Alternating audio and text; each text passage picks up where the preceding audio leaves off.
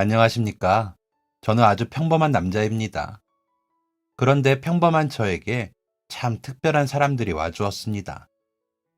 평범하디 평범했던 제 인생을 아주 특별하게 만들어준 저의 소중한 사람들을 소개해 보겠습니다.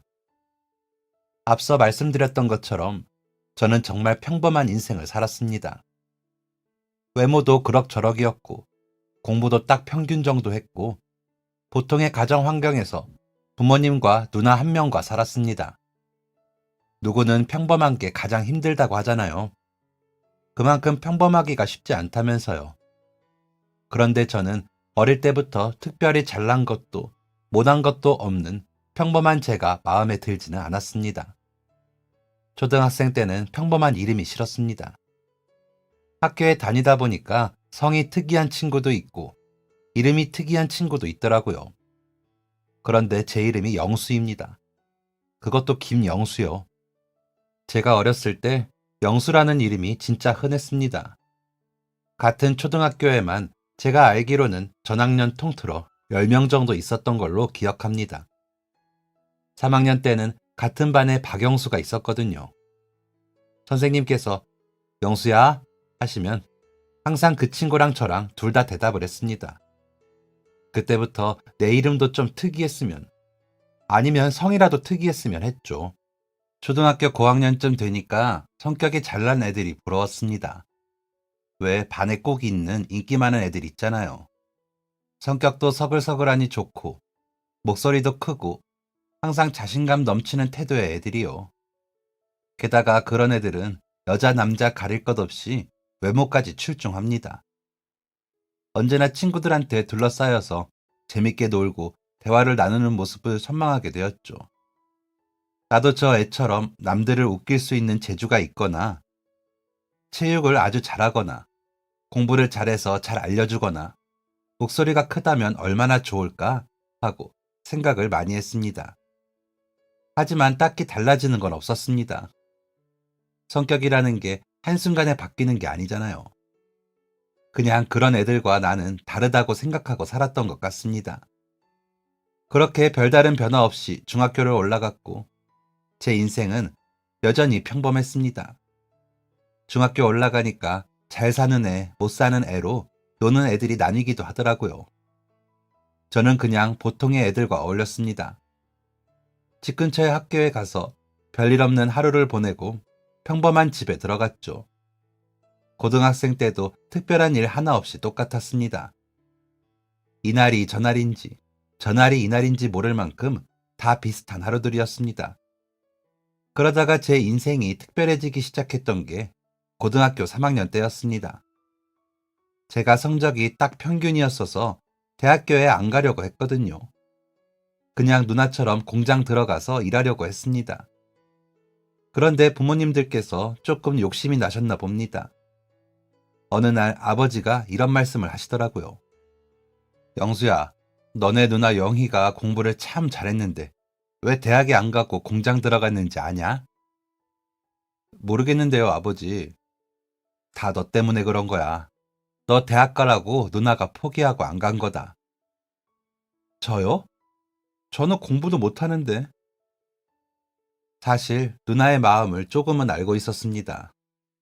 그땐 여자들이 대학교 가는 게 흔하지 않았거든요. 물론 가는 사람들도 있었지만 요즘 시대랑은 분위기가 조금 달랐습니다. 그래서 누나가 가끔 저한테 너는 좋겠다. 공부 마음껏 해라. 이런 말을 했었죠.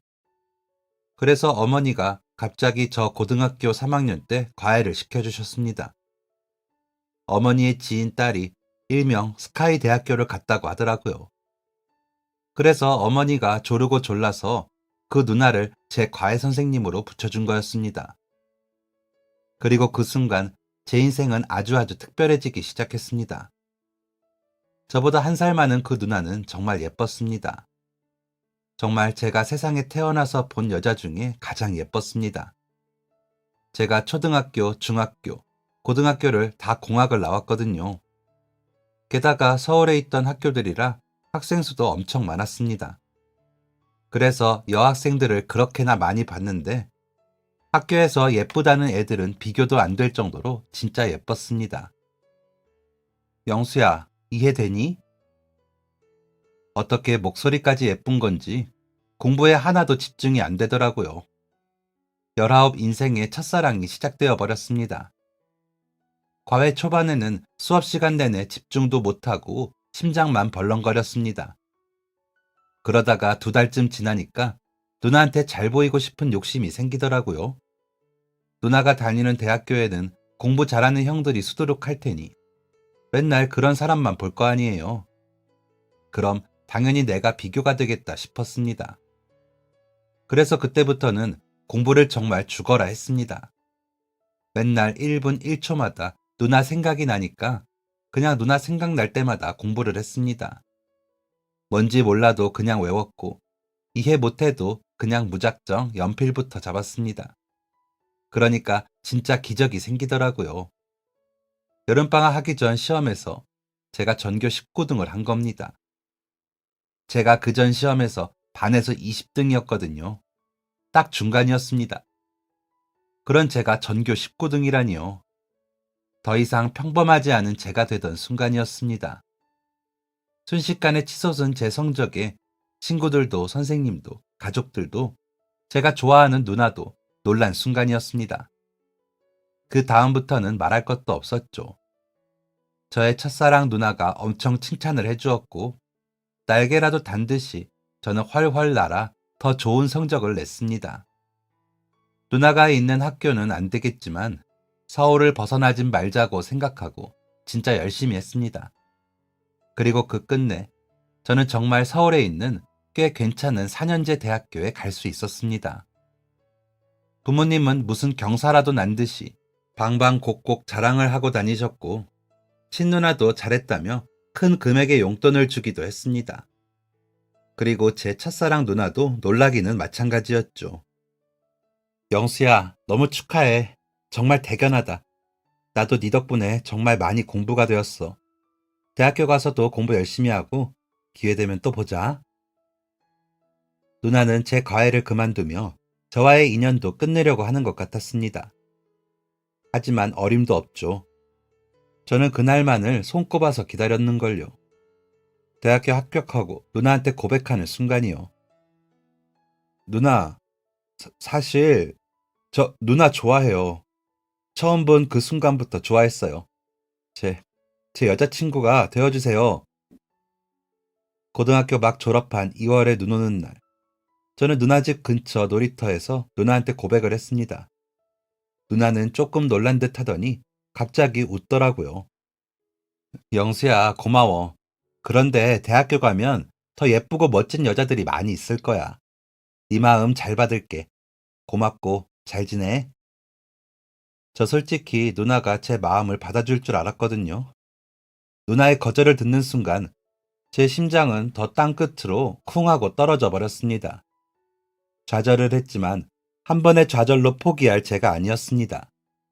누나를 향한 제 마음은 식을 줄을 몰랐고 저는 계속해서 누나 곁을 맴돌기로 했습니다. 누나가 학교에서 늦게 끝난 날은 데리러 가고 주말에는 대학교 생활 때문에 고민이라고 거짓말을 하며 불러내서 같이 밥 먹고 친구가 누나랑 같은 학교에 다닌다고 또 거짓말하면서 우연처럼 마주치기도 했죠. 아마 제 거짓말을 다 알았을 겁니다. 그래도 그냥 착한 동생이고 하니까 나와준 거였겠죠. 하지만 제가 완전히 잊고 있던 누나와 제 사이에 커다란 장애물이 있었습니다. 그건 바로 군대였죠. 입영 통지서 나오던 날을 아직도 잊지 못합니다. 너무 놀라서 통지서 받자마자 누나 집으로 뛰어갔습니다. 누나, 나 군대 가. 어머, 내 동기들도 작년부터 하나둘 가기 시작했는데 너도 가는구나, 영수야. 어떻게 2년 넘게 누나를 못 보고 사냐?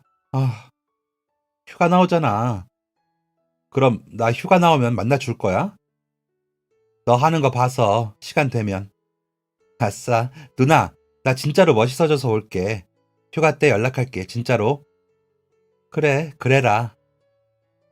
이때까지만 해도 누나는 제가 장난치는 줄 알았답니다. 언젠가는 서서히 꺼질 마음이라고 생각했다더라고요.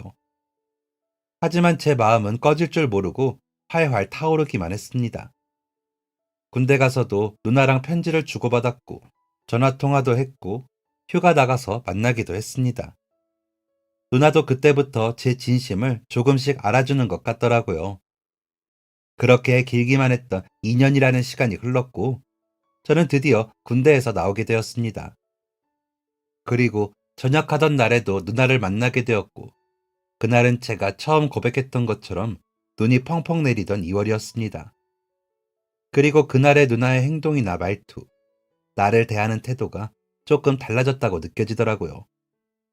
그래서 용기 내어 다시 한번 누나에게 진심으로 고백을 했고, 누나의 대답은 놀랍게도 좋아였습니다. 그날 물 만난 강아지처럼 눈밭을 얼마나 뛰어다녔는지 모릅니다. 누나가 제 여자친구가 되다니, 첫사랑과 이루어지다니, 당장이라도 날아갈 것처럼 기뻤습니다. 그렇게 어렵게 연인이 된 우리는 풋풋하고 예쁘게 만남을 가졌습니다. 매일 비슷했던 내 인생이 누나를 만나고 달라졌고, 누나와 함께 있을 때는 그 누구도 부럽지 않을 만큼 특별한 인생을 살게 되었습니다. 누나는 졸업 후 대기업에 취직을 했습니다. 똑똑하고 예쁜 누나가 좋은 회사에 들어갈 줄은 예상했지만, 우리나라 최고의 회사에 들어가다니, 그때부터 뭔가 아차 싶더라고요. 나도 더 열심히 해야겠다. 누나한테 멋진 남자친구가 되고 싶다 생각했습니다. 그래서 다시 공부를 하게 되었고, 졸업할 때까지 2번의 학기에 수석을 할 수 있었고, 그 덕에 전액 장학금까지 받을 수 있었습니다. 영수야, 내가 봤을 땐 가히 걔가 네 인생의 은인인 것 같다. 저희 어머니께서는 이런 말씀을 자주 하셨습니다. 누나 만나서 모든 일이 잘 풀린다며 참 고맙고 좋은 사람이라고 입에 침이 마르도록 칭찬을 하셨죠. 그 말에 저도 100번, 1000번 공감했습니다. 누나가 아니었다면 노력해서 공부하지도 않았을 테고 장학금을 받지도 않았겠죠. 그래서 저는 졸업하고 취직하면 누나한테 프로포즈를 할 생각이었습니다. 그런데 막상 졸업하고 취업하고 보니까 제가 너무 준비가 안 되어 있더라고요. 취직한 회사 선배들 중에 결혼 앞둔 선배들이 둘 있었는데, 결혼은 진짜 현실이었습니다. 들어가는 돈도 어마어마하고 결혼하기 전에 해야 할 일도 많더라고요. 그래서 딱 1년 돈 벌고 프로포즈 하자 마음먹고 죽어라 돈을 모았습니다. 그땐 진짜 짠돌이같이 살았습니다. 누나와의 결혼 생활을 위해서라면 짠돌이라는 별명 따위는 아무렇지도 않았죠. 그리고 정말 1년이 되던 해에 저는 제가 목표로 했던 돈을 모을 수 있었습니다. 거기에다가 제가 대학 다닐 때 2번 학기에 장학금 받아서 학비를 안 냈잖아요. 그 돈도 부모님이 결혼할 때 보태라고 주셨습니다. 저는 작은 다이아몬드가 빛나는 예쁜 반지를 샀고, 아주 고급스러운 레스토랑을 예약해서 누나를 불렀습니다. 오, 영수, 어쩐 일이야? 요즘 돈 아낀다고 이런 곳 잘 안 왔잖아. 그냥 곧 누나 생일이잖아. 어때? 여기 괜찮지? 예쁘다. 음식도 맛있어. 만족하는 누나 모습에 마음이 뿌듯해졌고, 저는 내내 주머니 속에 넣고 만지작거리던 반지를 꺼냈습니다. 누나, 나랑 결혼해 줄래? 아니, 결혼해 줘. 내가 평생 누나 사랑하고 아껴주고 행복하게 해줄게. 해줄래? 누나는 전혀 예상을 못했는지 2손으로 입을 막았습니다. 그리고 곧 눈물을 글썽였습니다. 영수야, 당연하지. 만약 레스토랑에 아무도 없었다면 앞구르기를 하면서 기뻐했을지도 모릅니다. 프로포즈하고 6개월 뒤, 저희는 진정한 부부가 되었죠. 모든 게 완벽하다고 생각했습니다. 몇 년 동안이나 사랑했던 누나와 결혼을 했고, 둘 다 직장도 잘 다니고 있고, 건강하고 불만이랄 것이 하나도 없이 행복했습니다. 더 이상 행복할 수가 있을까 싶을 정도인 저의 인생에 그것보다 더한 행복이 또 한 번 찾아왔죠. 결혼한 지 1년이 조금 안 되었을 때였습니다. 나 오늘 외근 나갔다가 일찍 퇴근해. 그래? 그럼 누나 좋아하는 떡볶이 사올까? 요새 계속 야근해서 못 먹은 지 오래됐잖아. 아니, 요즘 떡볶이 안 땡겨. 뭐? 떡볶이 귀신이 떡볶이가 안 땡긴다고? 그럼 뭐 먹을까? 치킨? 역 근처에서 파는 바삭바삭한 치킨 먹자. 튀긴 거 별로 안 좋아하면서. 희한하네. 그래, 알겠어. 퇴근하면서 사올게, 누나. 누나가 떡볶이를 정말 좋아하거든요. 그건 20살 때부터 그랬습니다. 저 군대 휴가 나왔을 때도 즉석 떡볶이 먹으러 갔었고, 결혼하고서는 거의 일주일에 한 번은 떡볶이를 먹었습니다. 떡볶이뿐만 아니라 떡을 엄청 좋아했어요. 쫀득하고 말랑한 식감이 좋다고 했었죠. 반면에 튀김은 안 좋아했습니다. 떡볶이 먹을 때도 튀김을 안 먹었던 사람이고, 치킨도 별로 안 좋아하고, 심지어는 바삭한 과자도 거의 안 먹었죠. 그런데 그날은 어쩐 일인지 떡볶이를 다 마다하고 치킨을 먹자고 하더라고요. 오래 살고 볼 일이다 하면서 그냥 신기하다고만 생각했습니다. 그날 퇴근하면서 역 근처에서 파는 기름이 지글지글한 바삭한 튀김옷을 입은 치킨을 사갔습니다. 진짜 맛있다. 내가 먹은 치킨 중에 최고야. 누나 천천히 먹어. 내가 혼자 사다가 먹을 때 맨날 조금 먹고 안 먹더니 오늘 진짜 신기하네. 누나가 치킨을 입에 가득 넣고 아주 행복하게 먹더라고요. 그러더니 갑자기 안방에 후다닥 들어갔다가 묘한 표정을 하고 슬그머니 다시 나왔습니다. 기대에 찬 것 같기도, 뭔가 들뜬 것 같기도 하고 처음 보는 표정이었습니다. 왜, 무슨 일 있어? 영수야, 이거 봐봐. 누나가 저에게 무언가를 건네줬고 저는 그 자리에서 벌떡 일어났습니다. 으, 이거 뭐야? 이거 진짜야? 아니지. 진짜야? 거짓말이야? 이거 뭐야? 진짜 웃겨. 당연히 진짜지. 누나, 나 아빠 되는 거야? 누나가 제게 준 건 다름 아닌 초음파 사진과 선명한 두 줄의 임신 테스트기였습니다. 언젠가 우리 아이가 생기면 좋겠다고 생각은 했지만 둘 다 아직 젊기도 했고 누나가 일에 대한 욕심도 있어서 구체적인 얘기를 안 꺼냈었거든요. 그런데 정말 갑작스럽게 선물 같은 아이가 저희에게 와준 거였습니다. 그날은 제 평생 가장 황홀했던 순간이라고 장담합니다. 그날 이후부터 저는 누나를 왕비님 대접을 했습니다. 우리의 아기가 누나 뱃속에 있는데 너무나도 당연한 거였죠. 누나는 평소 찾지 않는 음식을 찾았고 갑자기 느닷없이 TV 보거나 길 걷다가도 우는 일이 있었고 반대로 생각지도 못한 부분에서 빵빵 터지며 웃기도 했습니다. 아이가 생기면 모든 게 달라진다고 하더니 정말이었습니다. 20살 때부터 고수하던 긴 머리를 단발로 자르기도 했었죠. 물론 달라진 누나도 좋았습니다. 그리고 누나도 임신한 내내 정말 행복해 보였습니다. 영수야, 나 이런 기분은 정말 처음이야. 너무 행복하고 너무 좋아. 이 아이는 내가 평생 지킬 거야. 누나의 배는 점점 커져갔고 그럴수록 저희의 기대도 커졌습니다. 우리 아기의 모습은 어떨지, 어떤 아이일지, 아이를 키운다는 것은 어떤 것일지 너무 궁금했거든요. 어느덧 누나는 임신 7개월이 되어 있었고 커다란 공 하나를 안고 있는 것처럼 배가 커져 있었습니다. 기대에 부푼 우리의 마음처럼요. 누나는 임신 5개월쯤부터 일을 그만두었고 친정에도 다녀오고 친구들도 만나고 혼자 식당에 가서 밥도 먹으며 나름 알찬 일상들을 보내고 있었습니다. 저는 평일에는 열심히 일을 했고 주말이면 누나와 시간을 보냈습니다. 영화관에 가서 영화도 보고 같이 인형 만들기를 하기도 하고 아기 옷을 구경하러 다니기도 했었죠. 그러던 어느 날이었습니다. 제가 토요일에 출근을 하게 된 겁니다. 제가 아이 막 생겼을 때 다른 회사로 이직을 하게 되었었거든요. 그때는 보기 드문 주 5일 근무에 직급도 높았고 연봉도 훨씬 많이 줬었죠. 좋은 조건에 이직을 하게 되어서 우리 아이가 복덩이라며 좋아하기도 했습니다. 그런데 아주 가끔 일이 바쁠 때면 토요일에 출근을 하기도 했습니다. 한 달에 한 번 정도였죠. 그날이 그렇게 토요일에 출근하게 된 날이었는데 다행히도 일이 일찍 끝나서 3시쯤에 퇴근을 하게 되었습니다. 집에 전화해서 누나한테 얘기하니까 집 근처에서 만나자고 하더라고요. 냉장고가 텅텅 비어서 장을 봐야 한다고요. 알겠다고 하고 서둘러 집으로 향했습니다. 집 근처 시내 사거리에 도착을 했고 길 건너에 누나가 보였습니다.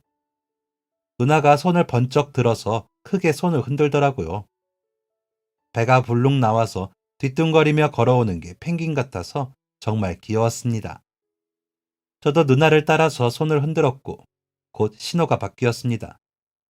그리고 누나를 향해 한 발을 내딛는 순간 저는 그 자리에서 얼어붙고 말았습니다. 누나가 분명 제 앞에서 손을 흔들며 귀엽게 걸어오던 누나가 순식간에 눈앞에서 사라져버리고 말았습니다. 순식간에 주변은 비명소리로 가득했고 굳어버린 채로 눈만 돌려 확인해보니 누나는 좋기 10m는 더 넘는 차도 한가운데 쓰러져 있었습니다. 그 앞에 멈춰있는 검은 승용차의 주인은 황급히 차에서 내렸고 되려 소리를 지르고 화를 내며 억울해했습니다. 저는 삐거덕거리며 누나에게 다가갔습니다. 내 눈앞에서 차에 치인 누나는 차도를 붉게 물들며 쓰러져 있었습니다. 목소리가 나오지 않았습니다. 꺽꺽거리면서 누나를 안고 울기만 했습니다. 순식간에 주위에 사람들이 몰려들었고 다들 경찰이며 구급차에 신고를 해주었습니다. 누나의 상태를 살피며 도와주려는 사람들도 있었습니다. 하지만 누나는 그 사람들을 보지도 느끼지도 못했습니다. 그 자리에서 누나는 눈을 뜨지 못했습니다. 내가 꿈을 꾸는 것 같아서 몇 번이고 눈을 감았다가 떴지만 살떨리는 현실이었습니다. 구급대원들이 임산부인 누나를 급히 병원으로 데리고 갔지만 누나도 아기도 그 누구도 살릴 수가 없었습니다. 정말 아무것도 못하겠더라고요. 이건 진짜 겪어보지 않은 사람이라면 조금도 모를 겁니다. 사랑하는 내 평생의 배우자와 세상의 빛도 보지 못한 아기가 죽었다는 이 현실은 정말 그 누구라도 받아들이기가 힘들 겁니다. 아무리 강하고 단단한 사람이라도 와르르 무너질 겁니다. 저는 잠을 잘 수도 깨어있을 수도 없었습니다. 깨어있으면 종일 누나 생각만 났습니다. 집 소파에 멍하니 앉아만 있어도 이 집에서 행복하게 살아 움직였던 누나의 모습들이 그려졌습니다. 누나의 향기가 나는 듯 했고 당장이라도 현관이 열리며 누나가 들어올 것 같았습니다. 그러다가 잠에 들면 누나 꿈을 꿨습니다. 누나와 데이트를 하는 꿈, 집에서 보내던 일상들, 아기를 낳고 키우는 모습들까지도 꿈도 현실도 모두 다 괴로웠습니다. 그렇게 꿈과 현실을 오가며 누구도 만나지 않고 혼자 집에 틀어박혀 1년을 살았습니다. 누나와의 추억이 가득했던 집은 쓰레기장이라고 해도 될 만큼 엉망이 돼 있었습니다. 가족들도 두 손 두 발 다 들었습니다. 저희 집 가족들도 장모님과 장인어른도 저를 다시 살아가게 해보려 애를 많이 쓰셨습니다. 달래도 보고 화도 내고 끌고 나가보기도 하고 어거지로 밥도 먹이고 하지만 저는 멈춰버린 시간 속에 홀로 던져진 것처럼 아무 생각도 하지 않았고 아무것도 하지 않았습니다. 이러다가 그냥 누나한테 가버리면 좋겠다는 생각도 많이 했습니다. 그렇게 1년쯤 살았을 때 저희 아버지가 병으로 돌아가게 되셨고 그때 제 시간은 다시 흘렀습니다. 아버지 장례식장에 가서 아버지 영정사진을 보는데 1년 만에 처음으로 이렇게 살면 안 되겠다고 생각이 들더라고요. 오시는 아버지 지인분들마다 혀를 차며 저를 보셨습니다. 아버지 사진을 보며 가만히 생각에 잠겼습니다. 아버지 목소리가 어땠더라? 가장 최근에 있었던 추억은 뭐였더라? 저는 제가 사랑하는 누나의 남편이기도 했지만 아버지의 아들이기도 했습니다. 그걸 놓치고 있었더라고요. 오랜만에 대화를 나누는 어머니는 살이 빠져 있었고 주름도 더 많이 생기신 듯 하였습니다. 항상 강하기만 하는 줄 알았던 친누나는 정말 많이 울었습니다. 그때부터 저는 다시 살기로 했습니다. 사랑하는 누나도 떠났고 아버지도 떠났지만 지금이라도 다시 잘 살아보자 마음먹게 되었습니다. 아버지의 장례를 마치고 집에 들어가서 일주일에 걸쳐 모두 다 정리를 했습니다. 냄새나는 쓰레기를 싹 다 버리고 집에서 쓰던 가구, 가전제품, 그리고 누나의 물건까지 모두 정리를 했습니다. 그리고 집까지 부동산에 내놨습니다. 저는 어머니가 있는 집으로 들어가서 살기로 했습니다.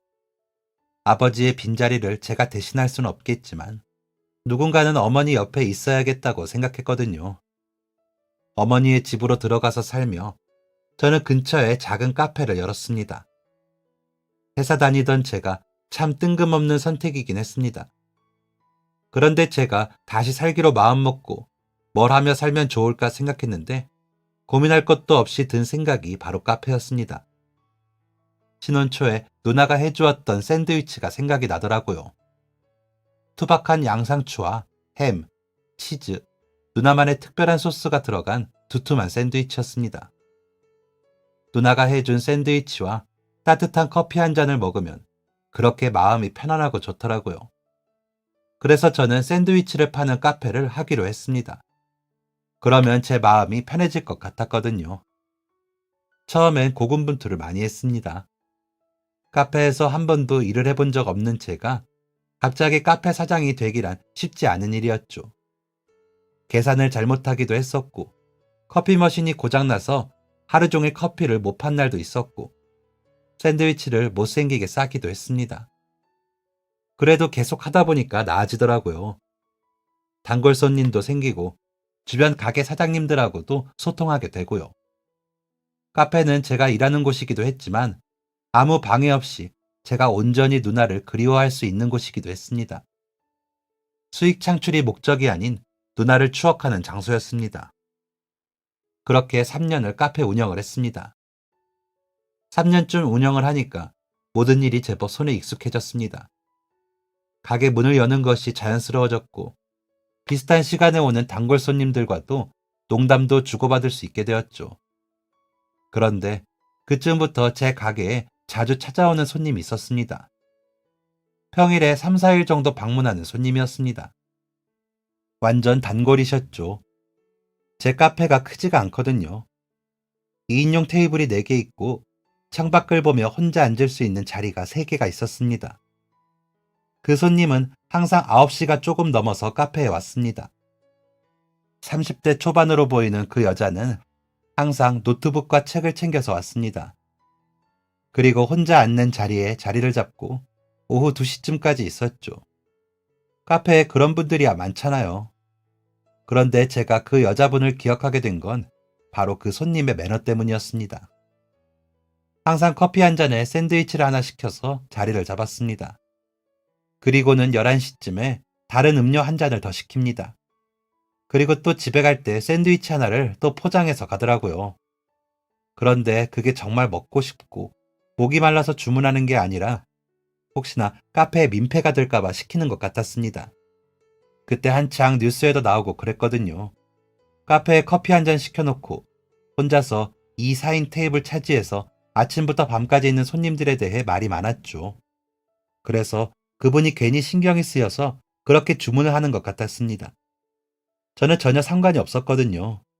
오래 있는 것도 아니었고 그 시간은 손님도 없을 때라 오히려 누가 앉아있으면 심심하지 않고 좋았죠. 그래서 그분이 2번째 음료를 시키러 왔을 때 조심스럽게 물어봤습니다. 저기 혹시 괜히 신경 쓰여서 주문하시는 거면 안 하셔도 괜찮아요. 이 시간에는 손님도 없어서 얼마든지 앉아있다가 가셔도 돼요. 갈 때 샌드위치도 일부러 포장하지 않으셔도 되고요. 그래도 괜히 제가 민폐가 될까봐. 아니에요. 민폐는요 무슨. 정말 괜찮습니다. 사실은 이 카페 음료가 맛있어요. 그래서 매일 새로운 거 먹는 것도 재밌더라고요. 그리고 무엇보다도 샌드위치가 정말 맛있어요. 오후에 사는 건 저희 아들 간식으로 사가는 거예요. 정말요? 좋아해 주셔서 감사해요. 날이 추워져서 딸기가 맛있길래 청을 좀 담궈봤는데 딸기 우유 좋아하시면 한 잔 드릴까요? 단골 손님 서비스예요. 어머, 안 그러셔도 되는데 감사합니다, 사장님. 그게 그 여자분과의 첫 대화였습니다. 짧은 대화였지만 성격이 좋은 사람이라는 게 느껴졌습니다. 좋은 분이 제 카페에 단골 손님이라는 게 그저 좋았습니다. 그 다음부터는 몇 년이 된 단골 손님들처럼 그 여자 손님과 친해지게 되었습니다. 새로운 메뉴 개발을 하면 테스트 겸 여자 손님에게 주기도 했고, 그럼 여자 손님은 집에서 직접 든 티코스터나 장식용으로 놓는 작은 인형들을 선물로 주곤 했습니다. 우와, 이번엔 루돌프 인형이네요. 정말 손재주가 좋으세요. 직업이 이쪽이신 거예요? 아니요, 이건 취미예요. 직업은 글 써요. 글이요? 소설 쓰시는 거예요? 알고 보니 그 여자분은 소설 작가였습니다. 매일 노트북과 책을 들고 와서 뭘 그렇게 열심히 하는 걸까 궁금했는데, 그제서야 궁금증이 풀렸죠. 글 쓰는 사람은 처음 봐서 참 신기했습니다. 그래서 이것저것 물어보고 하면서 더 가까워지게 되었죠. 굉장히 성격이 좋은 사람이었고 솔직한 사람이었습니다. 확고한 신념도 있는 것 같았고 유머도 있으면서 내면이 굉장히 단단한 사람이었죠. 좋은 친구가 생겼다고 생각했습니다. 그런데 어느 날이었습니다. 퇴근 시간이 되어서 가게를 정리하고 막 나가려던 그때였습니다. 갑자기 그 여자분이 차림새가 엉망이 되어서 가게 안으로 급하게 뛰어들어왔습니다. 무슨 일 있어요? 저 좀, 저 좀 도와주세요. 여자분은 굉장히 불안해 보였고, 저는 황급히 여자분을 카운터에 앉혔습니다. 저는 밖에 무슨 일이 있나 슬그머니 나가서 상황을 살폈습니다. 다행히 동네는 조용하더라고요. 다시 가게에 들어가서 여전히 불안에 떨고 있는 여자분에게 자초지종을 물었습니다. 그리고 여자분은 정말 충격적인 얘기를 해주었죠. 사실은 이혼을 했답니다. 아이가 태어난 지 얼마 안 돼서요. 전 남편이 정말 나쁜 사람이더라고요. 경제활동 하나도 안 하면서 자기 아내한테 몹쓸 짓이란 몹쓸 짓은 다 했고, 여자분이 아이 태어나고 이대로는 안 되겠다 싶어서 이혼하자고 했는데 그때도 집안을 다 엎어버리고 난리가 났었답니다. 겨우 이혼을 하기는 했는데 그 여자분이 소설을 쓰며 돈을 잘 번다는 것을 전 남편이 알게 되자 한 번씩 돈이 없을 때 와서 집안을 엉망으로 만들고 난리를 치며 돈을 뜯어간다고 하더라고요. 와, 진짜 욕이 나오더라고요. 어떻게 사람이 그럴 수가 있을까요? 그럼 아들은 지금 어디에 있어요? 괜찮은 거예요? 어제부터 친정에 가 있어서 아들은 괜찮아요. 다행이네요. 그럼 오늘 어떡할 거예요? 전 남편이 집에서 지키고 있을 거 아니에요? 경찰에 신고하시죠? 경찰서도 소용없어요. 다녀오면 더 심하게 굴어서 더 힘들어져요. 어디라도 가서 숨어 있어야죠, 뭐. 내일이면 갈 거예요. 술 먹고 저러는 거라. 진짜 나쁜 놈이네요. 괜찮으면 오늘 여기 있어요. 저 안에 방도 있어요. 깨끗하진 않겠지만 하루 묵기는 괜찮을 거예요. 위험한 상황에 놓여진 여자분을 그냥 보낼 수는 없었습니다. 제가 카페 운영할 때 초반에 가끔 카페에서 잤거든요. 샌드위치 레시피 공부하다 보면 새벽까지 있기도 해서요. 그래서 창고로 쓰려고 비워뒀던 곳에 그냥 이불 하나 깔아두고 자고는 했습니다. 사람 하나 누울 정도는 되는 크기였거든요. 여자분은 머뭇거리다가 고맙다며 방으로 들어갔고 저는 따뜻한 카모마일 차를 한 잔 내주었습니다. 저는 카페 한쪽에 자리를 잡고 앉아서 쪽잠을 잤죠. 쉽사리 잠이 오지 않는 묘한 기분의 밤이었습니다. 다음날 아침, 여자분은 이제 가보겠다며 나섰습니다. 저는 샌드위치를 포장해 주었습니다. 무슨 상황이든지 잘 먹어야 이겨낼 수 있더라고요. 감사해요. 어제도 이 샌드위치도. 그날은 죽은 아내의 사진을 더 많이 봤습니다. 뭔가 하면 안 되는 행동을 한 것 같고 품으면 안 되는 마음을 품은 것 같아서 그랬습니다. 그리고 그 마음은 저도 모르는 사이에 점점 커지고만 있었습니다. 여자분이 카페에 안 오는 날이면 궁금했습니다. 혹시 또 무슨 일이 생긴 건 아닌지, 전 남편이 찾아온 건 아닌지 걱정도 되었습니다. 매일 여자분이 오던 시간이 되면 괜히 밖을 기웃거리게 되었고, 여자분이 자주 주문했던 샌드위치를 만들 때에도 생각이 났습니다. 큰일 났다 싶었습니다. 내 마음에는 평생 아내만 자리 잡고 있었습니다. 첫사랑도 마지막 사랑도 아내라고 생각하고 살았습니다. 그런데 제가 다른 사람을 생각하다니 있을 수 없는 일이었습니다. 그래서 애써 그 여자분을 외면해 보려고도 했습니다. 여자분이 말을 걸어도 대답을 건성으로 하기도 했고, 얼굴도 보지 않으려고 노력해 봤습니다. 하지만 마음이라는 게 제 뜻대로 되지 않더라고요. 잊으려고 할수록 더 생각나고, 안 보려고 할수록 더 시선은 그쪽으로 향했습니다. 그렇게 몇 달이 흘렀고, 정말 답답해 미치겠더라고요. 저도 제 마음을 어떻게 해야 할지 모르겠는 겁니다. 그래서 그냥 무턱대고 여자분한테 얘기 좀 하자고 했습니다. 왜, 무슨 일 있으세요? 저, 저 요즘 너무 힘들어요. 네? 왜요? 저, 이걸 어떻게 말해야 하지? 네? 뭘? 저도 제가 이러면 안 되는 거 알고, 제 마음이 이상한 것도 알고, 제가 진짜 이러면 안 되는 건데. 그런데, 그런데 자꾸 그쪽 생각이 납니다. 미치겠어요. 자꾸 보고 싶고, 궁금하고, 걱정돼요. 몇 달 동안 계속 이래요. 제가 어떻게 해야 할까요? 아니, 제가 이러는 걸 어떻게 해주실 수 있나요? 진짜 멍청하고 바보 같은 말이었지만, 그땐 정말 숨막히게 답답했습니다. 저는 이 여자분이 그럼 이제 안 오겠다고 하거나, 부담스러워 하거나 싫어할 줄 알았습니다. 그런데 갑자기 피식 웃더라고요. 왜 웃으세요? 아, 죄송해요. 그냥 이게 고백인지 뭔지 잘 모르겠어서요. 네? 고백이요? 아, 고백 아니에요? 난 고백인 줄 알았는데. 그럼 내가 고백할게요. 우리 한번 만나볼까요? 나는 아들이 있어요. 그것도 초등학생이나 되는 아들이요.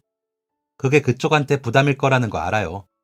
그런데 그건 나도 마찬가지예요. 그냥 우리 가볍게 만나봐요. 지금처럼. 좋은 친구처럼. 그렇게 시작해 볼래요? 그게 우리의 시작이었습니다. 이게 맞는 건가? 정말 이래도 되는 건가 하는 마음이 들었지만 정말 몇 년 만에 행복이라는 감정을 느끼게 되었습니다. 좋은 친구처럼 그렇게 시작했던 우리였지만 어느새 마음은 점점 깊어져 갔습니다. 이 사람이라면 다시 부부가 되어도 좋을 만큼이요. 하지만 저희에겐 큰 관문이 있었습니다. 바로 그녀의 아들이었습니다. 초등학생씩이나 된 아들이 있는데 저희만 좋다고 결혼을 할 수는 없는 노릇이었습니다. 저도 무턱대고 내가 너의 새로운 아빠다 라고 하기 싫었고요. 그래서 저희는 아주 천천히 아들의 마음을 열기로 했습니다. 안녕? 네가 준우구나. 아저씨군요. 우리 엄마 남자친구가.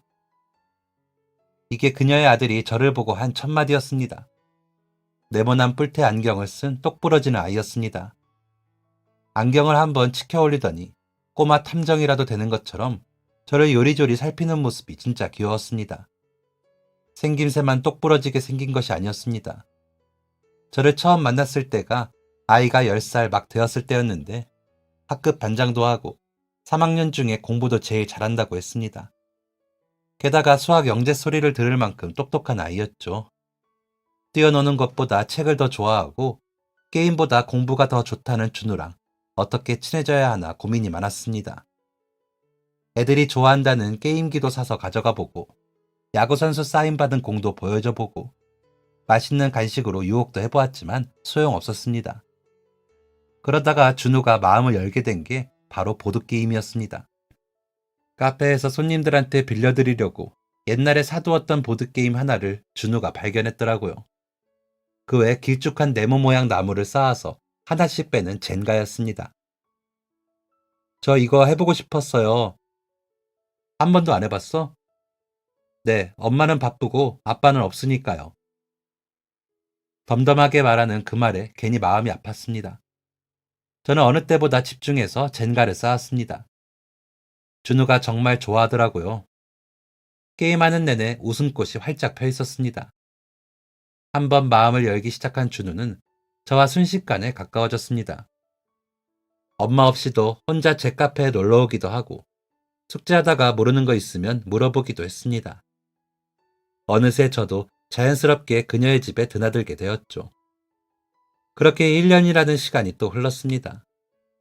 준우는 어느덧 4학년이 되었고 또 한 번 학급 반장을 하게 되었죠. 축하 파티를 위해 저희 셋은 패밀리 레스토랑에 갔습니다. 그런데 맛있게 식사를 하는 도중에 갑자기 준우가 뜬금없는 이야기를 꺼냈습니다. 그런데 엄마랑 아저씨는 왜 결혼 안 해요?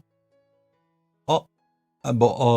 그게 그러니까 그게 혹시 나 때문이에요? 그녀와 저는 입을 꾹 다물었습니다. 아니라고도 못하겠고 그렇다고도 못하겠더라고요. 저는 아저씨랑 엄마랑 결혼하면 좋겠어요. 뭐 진짜야? 준우야 정말 진심이니? 네, 아저씨 착하잖아요. 좋은 사람 같아요. 아저씨랑 있으면 재밌어요. 그리고 엄마가 아저씨랑 있을 때 행복해해요. 저는 엄마가 행복했으면 좋겠어요. 그녀는 기쁨의 눈물을 흘렸습니다. 그리고 그날 저희는 마음먹었습니다. 가족이 되기로요. 저희 어머니는 이미 제가 만나는 사람이 있다는 것을 알고 계셨습니다. 무척 좋아하셨죠. 그리고 그녀를 몇 번 보기도 했습니다.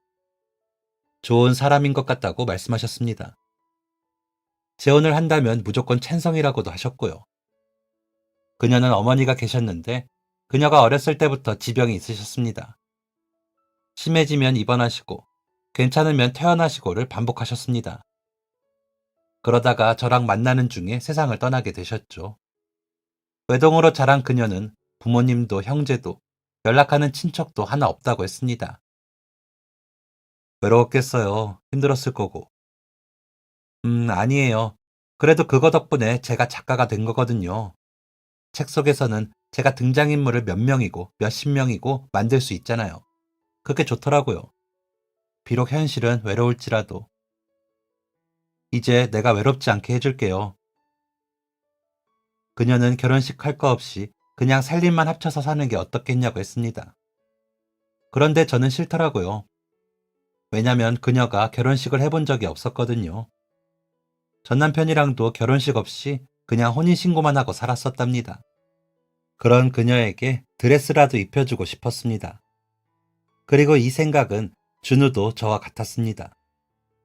그래서 저희는 제가 친하게 지내던 근처 브런치 카페 사장님네 가게에서 결혼식을 올리기로 했습니다. 하객은 상당히 조촐했습니다. 저는 초대할 사람이 어머니와 누나네 가족, 친하게 지낸 주변 사장님 몇 명과 꾸준히 연락하던 전 직장 동료 한 명이 전부였습니다. 아내도 비슷했습니다. 준우와 준우의 단짝 친구, 아내가 일하는 출판사의 담당자와 대표, 이렇게였죠. 맛있는 식사와 함께 서로 반지도 나누며 그렇게 시간을 보내기로 했습니다. 비록 정말 작은 규모였지만 나름대로 청첩장도 만들고 드레스도 대여를 했습니다. 날이 좋은 5월의 마지막 주말에 식을 올리기로 했어요. 그냥 친한 사람들 모아서 밥 먹는 건데 괜히 긴장이 되더라고요. 그녀도 굉장히 긴장을 많이 했습니다. 난생 처음으로 드레스를 입어보는 거라며 가뜩이나 마른 몸에 다이어트를 했죠. 그리고 결혼식을 하루 앞둔 날이었습니다. 그녀가 일 때문에 시장 조사 겸 시내에 나갈 일이 있다고 했고 아침에 잠깐 카페에 들렸죠. 오늘 늦게 올 것 같아서 우리 내일 아침에나 볼 수 있을 것 같아요. 그래요, 잘 다녀와요. 우리 내일이면 부부네요. 그러게요, 진짜 실감 안 나네. 우리 잘 살아봐요. 네, 내일 봐요. 그녀는 조금 긴장한 표정으로 웃으면서 문을 나섰고 다음날 우리는 행복한 결혼식을 치르는 것이 아닌 가장 비극적인 장례식을 치러야만 했습니다. 살면서 결혼식을 하루 앞두고 죽는 비극적인 사람이 몇이나 될까요? 그 비극은 우리에게 일어났습니다. 정말 오랜만에 신혼여행을 가면 일을 못하니까 정말 오랜만에 시내에 나갔던 사람이었습니다.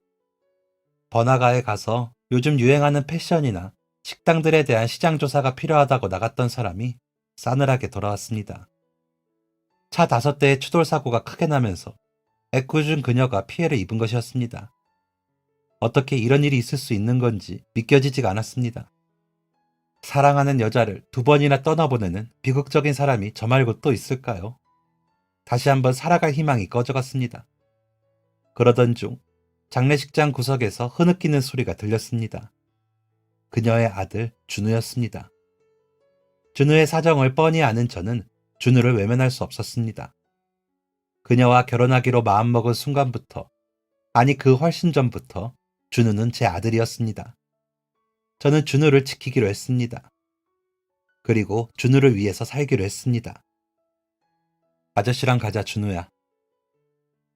처음에 어머니가 많이 반대하셨습니다. 피도 안 섞인 아이 어떻게 키울 거냐고요. 하지만 준우가 워낙 똑부러지고 예쁜 아이잖아요. 처음엔 마음을 안 여시던 어머니도 곧 준우를 많이 예뻐하셨습니다. 준우 오고 칙칙했던 집에 생기가 돋는 것 같다. 준우야, 할머니랑 요 앞에 아이스크림 사 먹으러 다녀올까? 네, 할머니, 좋아요. 더불어서 준우도 어머니랑 있으면서 많이 안정된 것 같았습니다. 엄마가 갑작스럽게 떠났으니까 얼마나 힘들었겠어요. 그때 저희 어머니가 많이 보듬어 주신 덕에 금방 괜찮아질 수 있었습니다. 저도 그런 준우 보며 더 힘을 냈고요. 그렇게 3년이 흘러 준우는 초등학교를 졸업해 중학생이 되었습니다. 준우가 수학 영재잖아요. 그래서 항상 그런 쪽에 관심이 많았습니다. TV를 볼 때에도 바나나 예능 프로를 보는 게 아니라 고등학생들 보는 EBS 프로그램을 보거나 경제 관련 프로그램을 엄청 많이 봤습니다. 그러더니 어느 날 갑자기 그러더라고요. 아빠, 저 주식 해보고 싶어요. 뭐? 주식이라니, 그런 건 애들이 하는 거 아니야. 아, 준우가 저랑 살면서 아빠라고 부르기 시작했거든요. 아무튼 갑자기 주식을 하겠다는 겁니다. 그런데 제가 그쪽으로는 아예 지식이 없습니다. 아는 거는 적금, 청약, 이런 것만 알고 코인이나 주식 같은 건 전혀 모릅니다. 잘못하면 패가 망신이라는 말을 어디서 들어서인가 좀 무섭더라고요. 선뜻 용기도 안 나고 딱히 관심도 없었습니다. 그런데 고작 중학생인 준우가 주식을 하고 싶다고 하다니 얼토당토 않는 얘기라고 생각했죠. 그런데 그날부터 준우가 저를 설득하더라고요. 주변에 주식하는 친구들이 많다면서요. 저는 거짓말인 줄 알았습니다. 그래서 막 찾아보니까 정말 주식하는 학생들이 많이 있더라고요. 초등학생 때부터 주식하는 애들도 있고 태어나자마자 주식이 있는 애들도 있고 요즘 부모들은 그렇게 경제교육을 시키는 듯 했습니다. 제가 준우 아빠이긴 해도 교육 쪽에는 전혀 아는 게 없거든요. 워낙 공부를 잘하는 아이라서 그런가 더 신경을 안 쓰게 되는 것도 있었고 주변에 애 키우는 사람도 하나 없으니 더 교육 쪽에는 무지했습니다. 그래서 준우 말 듣고 찾아보다 보니까 아이가 원하는데 나도 해줘야 하지 않을까 싶더라고요. 그래서 제가 여기저기서 야금야금 모아뒀던 100만 원으로 준우 주식 통장을 개설해줬습니다. 딱 이것만이야. 경제 공부한다고 생각하고 한번 해봐. 네, 아빠. 고마워요. 준우는 신이 나서 그때부터 뭔가 열심히 공부를 하기 시작했습니다. 일주일 뒤에 가서 잘 되고 있냐고 물어보니까 수익은 전혀 안 났더라고요. 또 한 달 뒤에 가서 보니까 똑같았습니다. 그래, 주식이 쉬운 것도 아니고 저거에 너무 집착하지만 않으면 되겠지 생각하고 말았습니다. 똑똑한 아이니까 어련히 알아서 잘 하겠거니 하고 더 이상 신경 쓰지 않았습니다. 괜히 제가 신경 쓰면 더 부담될까 봐요. 그렇게 시간은 흘렀고 준우는 어느새 고등학생이 되었습니다. 공부를 잘하던 준우는 과학고등학교에 들어가게 되었고 저는 준우 공부시키려고 열심히 일하고 있었죠. 그런데 그 무렵부터 어머니가 허리가 아프다는 말씀을 많이 하셨습니다. 연세 때문에 아프신가 보다 했는데 어느 날 갑자기 카페에 전화를 하셨더라고요. 어머니가 헉헉거리며 숨을 힘겹게 쉬시면서 허리가 너무 아파서 일어날 수가 없다고 하셨습니다. 놀라서 급히 집에 들어가 보니까 어머니께서 거실 바닥에 누워 계시더라고요. 앉을 수도 일어날 수도 없을 만큼 아프시다고 하셔서 얼른 구급차 불러서 병원으로 모셨습니다. 허리 디스크가 파열되었다고 하더라고요. 수술과 치료, 재활을 해야 하는 상황이었습니다. 어머니가 이렇게 아프실 때까지 나는 뭘 했을까 한스럽더라고요. 간호사 선생님께서 연세가 있으셔서 자연스러운 거라고는 했지만 너무 고통스러워하시는 어머니를 보니까 마음이 너무 안 좋았습니다. 허리 디스크 수술 후기를 알아보니까 수술 후 완전히 좋아지지 않는 경우도 많고 재활도 계속 해야 한다고 하더라고요. 마음이 무거운 그때 연락을 받은 준우가 병원으로 왔습니다.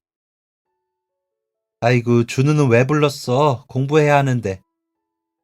할머니, 그게 무슨 말씀이세요? 제가 당연히 와야죠. 아유, 우리 준우. 할미 다 나으면 아이스크림 먹으러 가자. 네, 할머니. 준우도 마음이 무겁기는 마찬가지였나 봅니다. 어머니와 인사를 하고 저는 준우와 함께 터덜터덜 병실에서 나왔습니다. 어머니 짐을 가지러 집에 가는 내내 준우는 한숨만 푹푹 쉬었습니다. 그리고 다음날 준우가 학교에서 끝나고 곧장 어머니가 계시는 병원으로 오더니 저를 밖으로 불러냈습니다. 왜 그러니 준우야? 무슨 할 말 있어? 아빠, 이거요. 준우는 갑자기 두툼한 흰색 봉투를 하나 내밀었습니다. 이게 뭔가 하고 보니까 아니 글쎄 안에 든 게 전부 다 돈이더라고요. 진짜 깜짝 놀라서 하마터면 봉투를 떨어뜨릴 뻔했습니다. 이게 뭐니 준우야? 저 사실은 주식으로 돈 벌었어요. 제가 준우한테 주식 통장 만들어주고 한 달까지는 관심 가지다가 그 다음부터는 정말 아예 신경을 안 썼거든요. 준우도 별다른 말 안 하길래 잘 안 되고 있나 보다 하고 잊고 살고 있었습니다. 주식을 했다는 것도 까먹을 정도였죠. 그런데 갑자기 주식으로 돈을 번다니 이게 무슨 말인가 했습니다. 준우는 혼자 공부하고 뉴스 보면서 국내 주식을 시작했고 처음에는 수익이 잘 안 나다가 중학교 3학년 때쯤부터 꾸준히 수익이 나고 있다고 했습니다. 그래서 해외 주식에 관심을 가지고 조금 사보았다는 얘기까지 하더라고요. 그러면서 제 손에 쥐어준 돈이 500만 원이었습니다. 아니 믿을 수가 없더라고요. 중고등학생이 주식을 해서 돈을 번다는 게 이게 진짜 있는 일이구나 싶었습니다. 준우 덕에 저희 어머니 수술을 잘할 수 있었고 어머니도 준우 덕에 수술 받을 수 있었다며 정말 기뻐하셨습니다. 그날 이후 준우는 벌써 21살이 되었습니다. 누구보다 수학을 잘하고 영재였던 과학고등학교까지 나온 우리 준우는 대학교에 가지 않았습니다. 그 대신 주식을 업으로 삼아서 돈을 벌고 있습니다. 그래서 지금은 연봉 10억을 벌고 있고요. 주식으로 망했다는 얘기는 흘러 많이 들어봤지만 이렇게 큰 수익을 낸다는 말은 들어본 적이 없기에 더욱 신기하고 준우가 대단하게 느껴집니다. 준우야, 너는 이 돈으로 뭘 할 거니? 글쎄요. 저는 그냥 주식이 재밌어요. 아, 생각났다.